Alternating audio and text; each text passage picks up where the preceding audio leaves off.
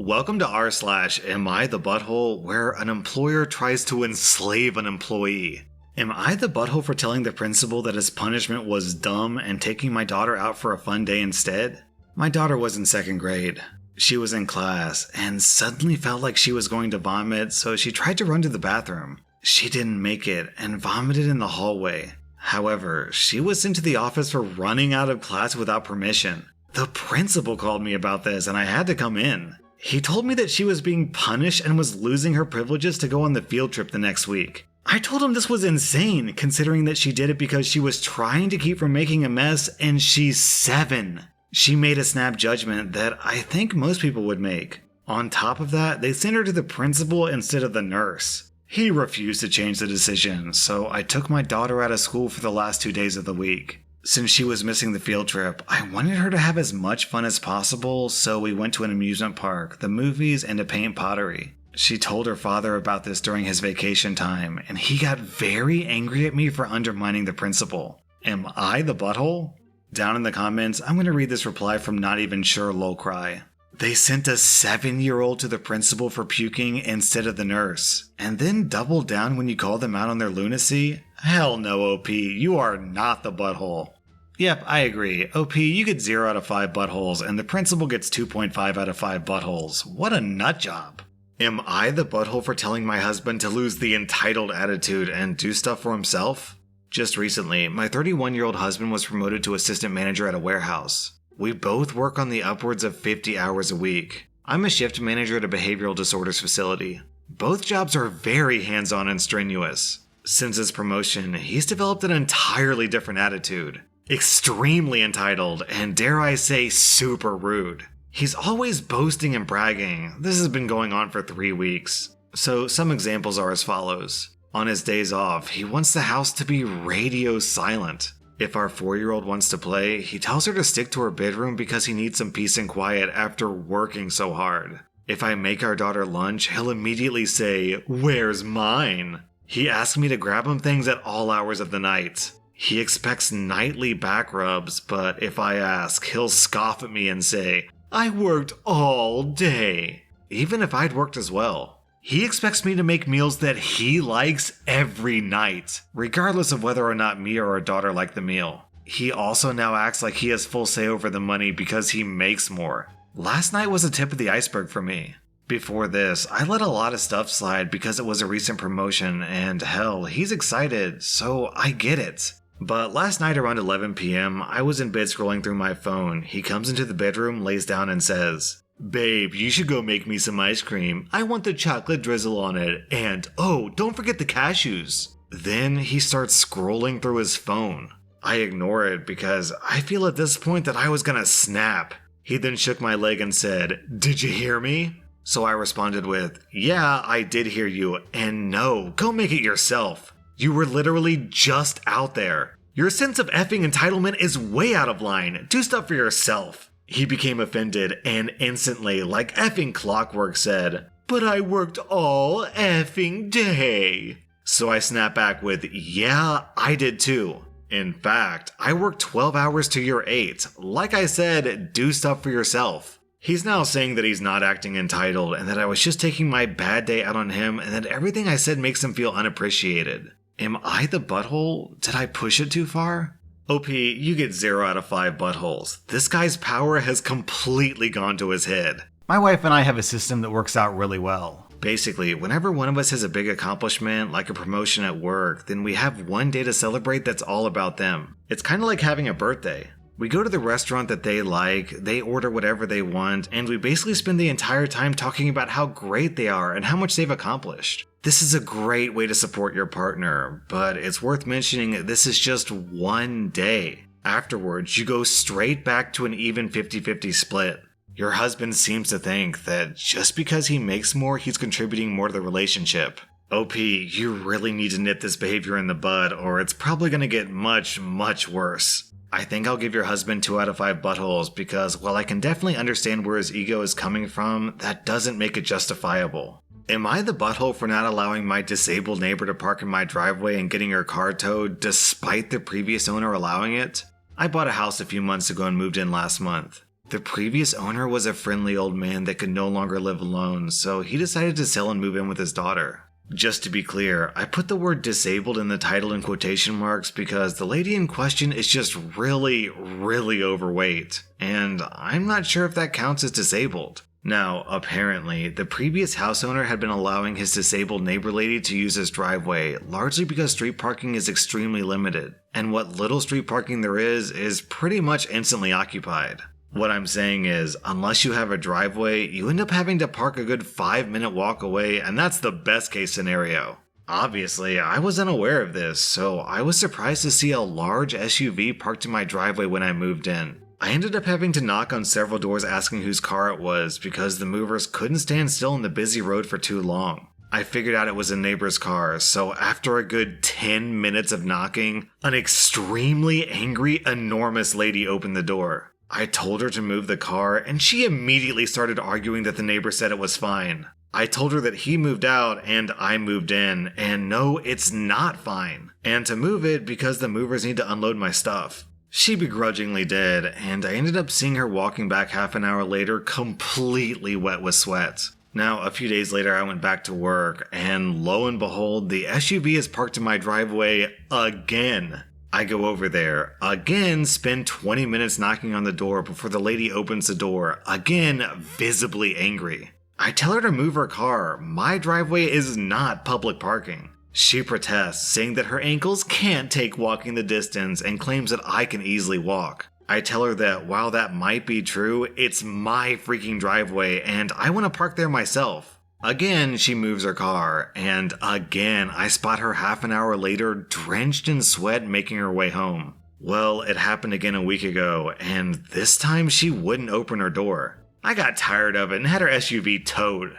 She, of course, came to my house to scream at me, and I told her to get the hell off my property. A few days later, I had a small fence installed with a lock on it to make sure it didn't happen again. I've been getting dirty looks from her and one of the other neighbors, and when I told my mom, she told me I should be nicer to people. I do feel sort of bad too. She clearly struggles with the walk and all. There is so much going on with this story.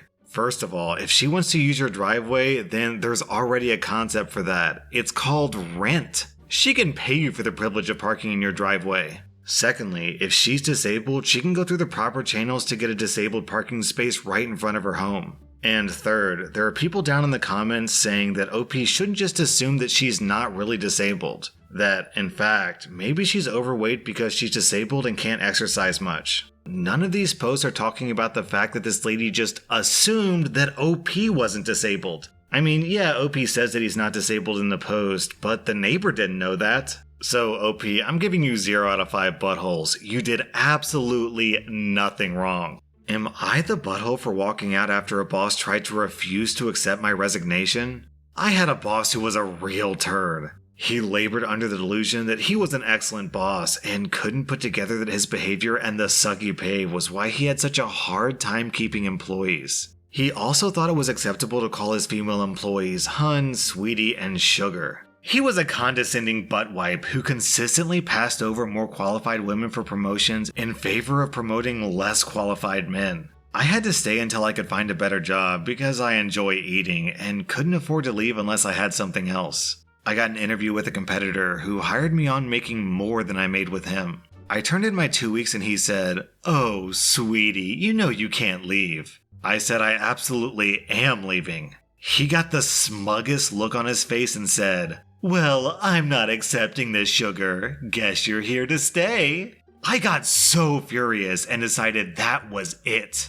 I said, "Well, screw this then. I quit, effective immediately." I called my new job and explained what happened in front of him as he just sat there slack-jawed, and I agreed to start the next day. I packed my stuff and left. A former coworker said it was the butthole thing for me to just up and quit on the spot. But if he refused to accept my resignation, he could have easily tried to screw me over on my last day. My new boss says that he deserved it, and I'm not the butthole for quitting like I did. My boyfriend says that he can see how other employees might feel like I was the butthole by making them cover my absence. But he sees how I'm not the butthole for walking out of that toxic environment. So just because I'm curious, I thought I'd ask here, am I the butthole? What did I just read? I've literally never heard of a person who thinks that they can just refuse someone quitting. Dude, people are allowed to stop working. Because if they're not allowed to stop working, that's called slavery. And last I checked, that's like super duper illegal. So, OP, I'm giving you 0 out of 5 buttholes, and I'm giving your boss 3 out of 5 buttholes. Am I the butthole for kicking out my sister after she sabotaged a meeting with a fertility clinic?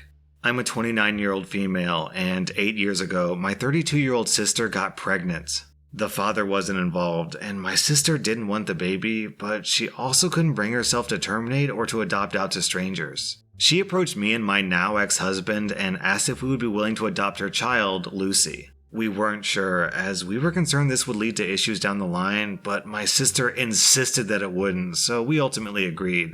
Before Lucy was a year old, my husband left us both because my sister lied about Lucy's father. When Lucy was 4, I got together with my wife and we married last year. My sister has said that seeing me and my wife with Lucy, who's now 7, confirms to her that she made the right decision. When I first adopted Lucy, my husband and I told my sister that we wanted multiple children, which she said she was fine with at the time. But now my wife and I are looking into our options and my sister objects. My sister has been staying with us since July because her boyfriend kicked her out. She keeps asking Lucy if she's sure that she wants siblings. Lucy has said that she does, and telling us she's worried that we won't be able to give Lucy what she needs, and then today happens. We had an online consultation with a fertility clinic to talk about sperm donation. We told my sister about it and asked her to keep an eye on Lucy while we talked. The Wi-Fi went randomly on and off 3 times during the session, booting us out of the call each time. The 3rd time, my wife went to check on it and saw my sister holding the power cord, and Lucy trying to plug it back in.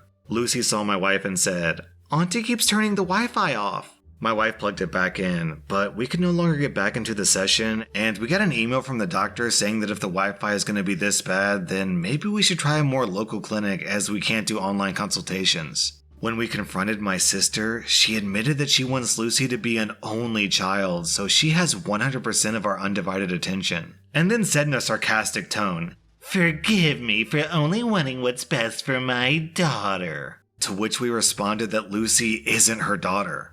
Things escalated until I said that my sister should go stay with our parents and my wife drove her to their place. Since leaving a few hours ago, she's apologized and begged to come back. And my parents have also asked me to take her back, but I've refused.